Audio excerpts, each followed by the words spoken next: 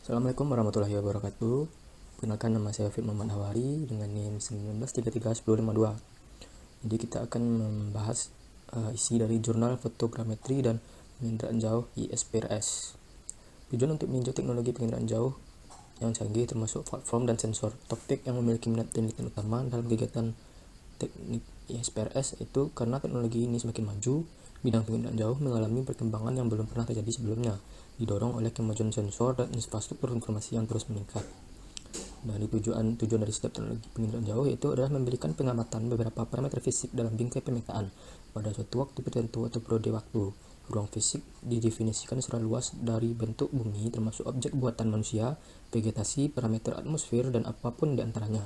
Dalam revolusi spasial dan temporal ada kisaran luas yang sama luasnya, menunjukkan kisaran observasi sebagai kubus yang adalah didistribusikan 3 parameter sensor. 1. Resolusi spasial dinyatakan dengan GSD, ground sampling jarak. 2. Yaitu akuisisi data frekuensi atau triphased waktu. Dan 3. Jarak band A, jarak rata-rata antara sensor dan jarak benda yang diamati. Dicatat dalam aspek spektral dari sensor yang tidak disertakan. Platform dan objek ruang. Karakteristik platform yang membaca sensor jarak jauh memainkan peran penting dalam arti seberapa efisien objek ruang dapat diamati. Semakin merata ruang observasi yang ditempuh oleh platform, semakin tinggi observativitasnya. Idealnya, kisaran objek yang konstan dapat memberikan data penginderaan jauh pada tingkat akurasi yang konsisten. Jadi, lanjutannya di PPT. Dan pendekatan yang lebih konseptual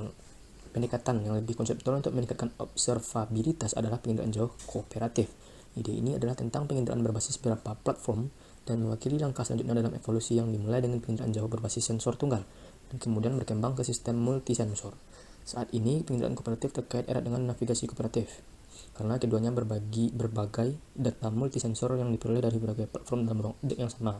Tujuannya juga serupa, untuk mencapai lintasan yang lebih baik dan rekonstruksi ruang objek menggunakan data multisensor redundan yang diperoleh dari beberapa platform yang bergerak dalam kerjasama, kecuali fokusnya adalah pada implementasi waktu nyata untuk navigasi kooperatif.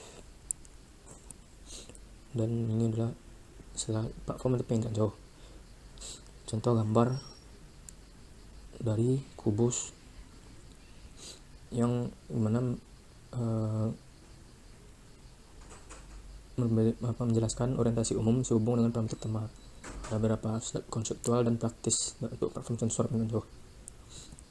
Platform satelit sensor ruang angkasa telah ada selama lebih dari 40 tahun. Landsat 1 diluncurkan pada tahun 1972, diikuti oleh Spot 1 pada tahun 86 dan Iconos pada tahun 99, yang terakhir menandai era sistem satelit komersial. Sejak saat itu, teknologi ruang angkasa berkembang pesat dan sekarang telah mencapai titik harga di mana citra yang diperoleh oleh sistem ini benar-benar terjangkau. Faktanya, saat ini terdapat 50 negara yang mengoperasikan satelit penginderaan jauh darat. Perhatikan bahwa satelit penginderaan jauh memiliki segmen kecil dari satelit komunikasi yang didominasi platform ruang angkasa. Dan ini adalah tabel konfigurasi sensor dan platform tipikal dengan parameter operasional utama. Lanjut, yaitu platform udara. Penginderaan dan survei jarak jauh di udara dulunya merupakan sumber utama data geospasial untuk bagian dunia maju, hingga dikenalkan sistem satelit penginderaan jauh darat komersial sekitar 1 dekade yang lalu. Sejak pembatasan pemerintah atas resolusi citra satelit tersebut dan citra 30 cm dapat dijual secara komersial. Perbedaan antara citra udara dan satelit menyusut dan jelas penggunaan citra satelit sedang meningkat.